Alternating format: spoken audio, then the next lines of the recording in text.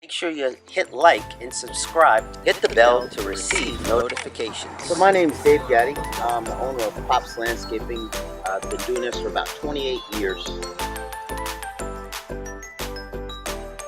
I'm too blessed to be stressed.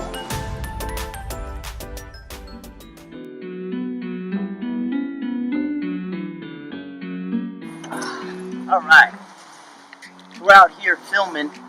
Start of the job, we're clearing out all the underbrush where the property line, it looked like it stopped right where the brush was, but it actually goes back another 20 feet. So what we're doing is we're clearing all the underbrush and putting it in this ditch instead of hauling it off.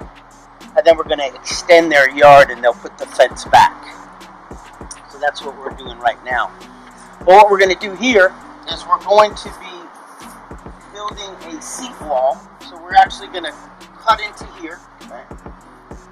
And we're going to put in a bench that you can sit on.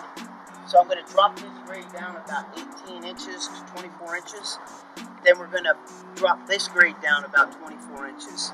So then they can sit here, and the fire pit's going to go right there. And then you're going to create a paver patio that's going to curve around and come back over here. Right. So we're going to do a nice stacked stone seat wall. And then these will be some boulder accents that'll soften and hide the foundation of the wall here. And we'll balance it out on the other side. So the whole intent here is to make the yard bigger. And it'll be two different levels. So we'll drop that down, push it out, drop this down, push it out. Yeah, and then there'll be plantings. And then we're going to create a natural buffer that'll hide what they see through the wood line in the wintertime. That's the whole intent, is to block that road out. So things that we have to be careful of, because originally this was going to be where the patio was going. So the original design, the patio was going here. But before we started the job, we found out that the septic tank was there, and there's leach field lines that run this way. So we don't want to mess with the leach field lines, impact them. There's a reason that we don't want to put a patio over them in case something goes wrong. They need to fix them. So what we're going to do is we changed the whole concept this morning, and we're going to build a seat wall over here. So I actually think it's going to be better because it'll open this space up more and make it still usable.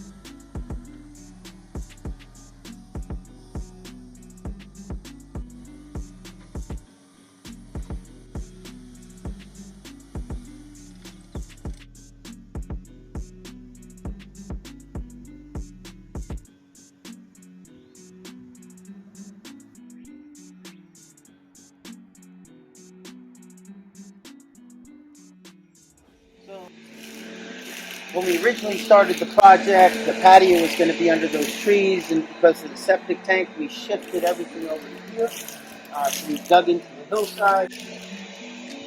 And maximizing space, I love this because we built a seat wall that you could sit on, and the fire pit was within 2 feet of here, which is crucial.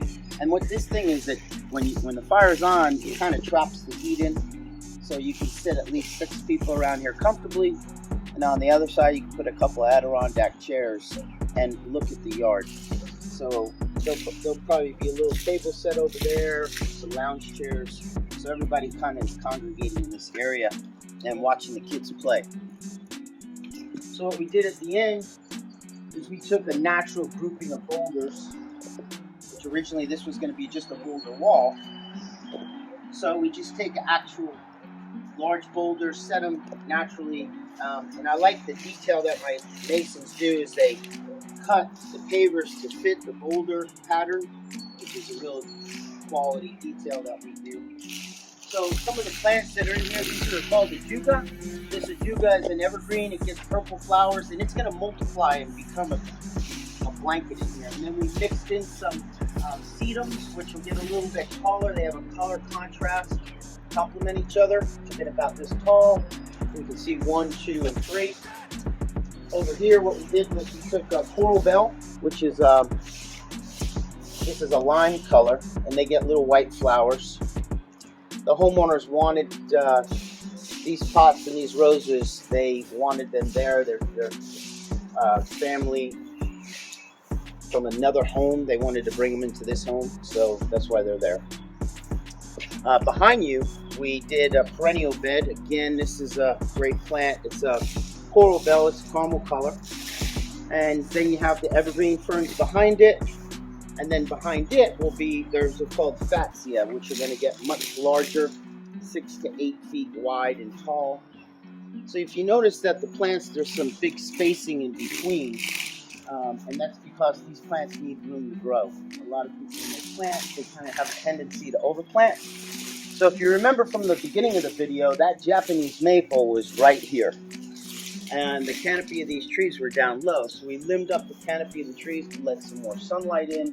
And we dug up that Japanese maple with a machine and we set it on top of that knoll, which I just love the way that looks. I love the burgundy with the yellow chartreuse color, and that's called creeping Jenny. So this creeping Jenny is going to just trail out, come back here in about 2 months, and it'll just be a blanket covering in between all the rocks.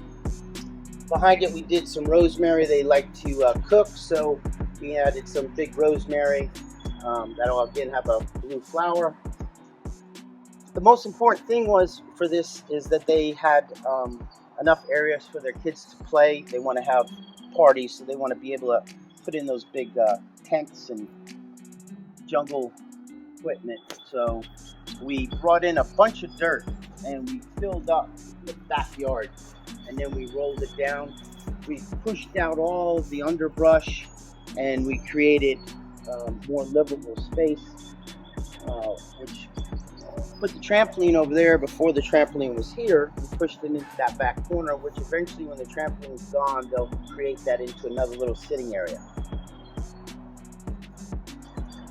So we made this level, we rolled it up to another area where they could have like a tetherball set or a badminton set right here. Then selectively put in some native plants that'll blend in with the wood line. And lastly, what we did was have a little egress to get around the house, because remember the grade was up here before. We dropped the grade down in order to make this level, not to build retaining walls. We just sloped the bank, put in some big boulders. It's more cost efficient that way. And then we put in some steps. So these are step treads with a slate chip in between them. It's a great product, allows water to percolate through, doesn't move when you walk on it, and you could blow leaves off it pretty easily. If you notice, my feet aren't squishing like pea gravel or egg rock wood. And that just leads you up back to the driveway. And then the water that was coming off of the driveway, we diverted into a little dry riverbed. And that's the project. Thanks for joining us. Have a great day. So don't forget to like and subscribe, and don't forget to click the bell for new content.